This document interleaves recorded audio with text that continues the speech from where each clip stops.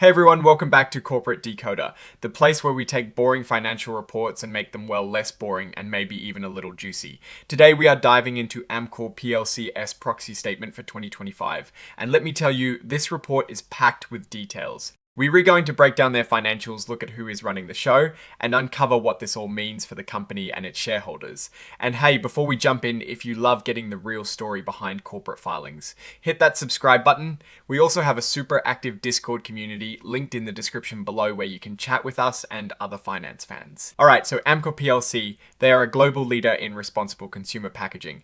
Think about all the bottles, containers, and wrappers you see every day for your food, drinks, health products, and beauty stuff. Amcor is behind a lot of that. This report we are looking at covers their annual meeting of shareholders and all the important decisions that come with it. It is basically their yearly report card for investors, telling them what has been happening and what is coming next. First off, Amcor had a big year.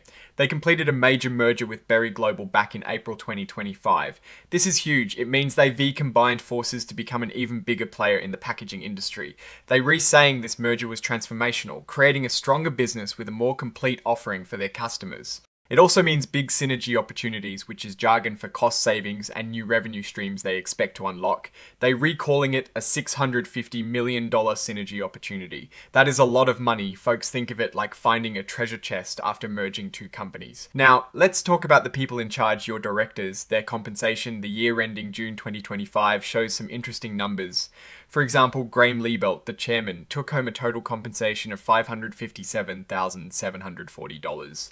Stephen E. Sterrett, the deputy chairman, received $121,226. Susan Carter, who chairs the audit committee, had a total compensation of $310,271.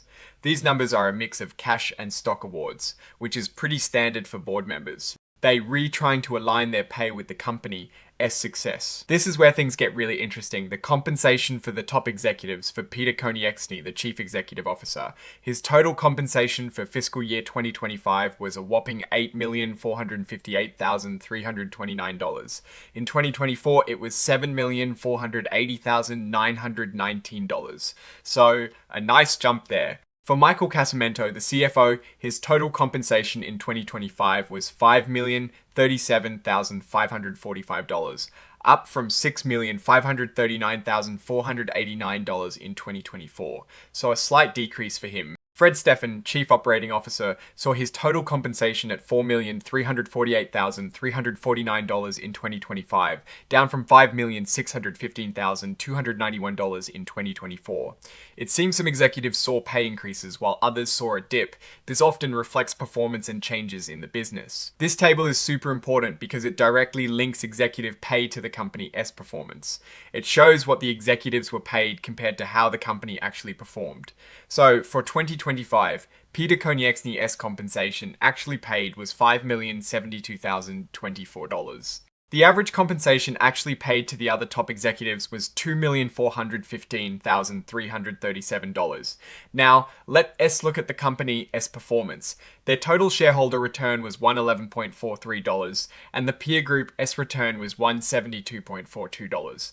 This means Amcor underperformed its peers in terms of shareholder return. Their net income was $518 million, and their adjusted earnings per share was $0.712.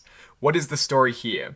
Well, while the shareholder return for Amcor was positive, it was actually lower than its peers, and while their net income and adjusted earnings per share are decent, they have fluctuated over the years. It's a mixed bag, but the fact that they outperforming their peer group is something to keep an eye on. When companies talk about earnings and profits, they often use what they call non-GAAP measures. This means they're adjusting their reported numbers to try and show a clearer picture of their operating performance. For Amcor, they're looking at things like adjusted earnings before interest and taxes, or EBIT, and adjusted earnings per share, or EPS. They also calculate adjusted free cash flow and return on average funds employed, or ROFE. These are fancy ways of saying they're trying to strip out one-time events or one-off costs to show what they consider their true ongoing performance. It is important to remember these are not standard accounting measures, so you need to understand how they are calculated. This is a big one. Amcor is proposing a reverse stock split. Basically, they are going to consolidate their existing shares into fewer but higher price shares. In this case, it is a 1 for -5 reverse stock split. So if you own 5 shares, you LL end up with 1 share, but that 1 share should theoretically be worth about 5 times the price of your original share. Why do this? Well, Amcor says that after the merger with Berry Global, the number of shares they have outstanding became disproportionate to their market value, especially compared to other US companies. A higher share price, they argue, can make the stock more attractive to some investors, especially institutional ones who might have policies against buying very low priced shares. They believe it could also improve liquidity. So what is the takeaway here? Amcor is a giant in the packaging world, and they've just gotten even bigger with the Berry Global merger. Their financials show mixed results with some strong performance areas, but also some areas where they lagged behind their peers, particularly in shareholder returns. The executive compensation is quite high, as expected for a company of this size, and it does seem to be linked to performance, though the link is always perfectly clear from year to year. The proposed reverse stock split is an interesting move to try and make their stock price more palatable to a wider range of investors. It is a strategic play that could pay off if it increases investor interest, and consequently the stock price. Now, looking at Amcor's direction, this merger is clearly the defining event. If they can successfully integrate Berry and realize those significant synergy savings they're talking about, they could emerge as an even more dominant force in the packaging industry. However, the risks are always there with big mergers. Integration can be messy, and if they don't achieve those synergies, or if market conditions worsen, it could hurt their financial performance. The fact that their total shareholder return has been outpaced by their peer group is a concern that needs addressing.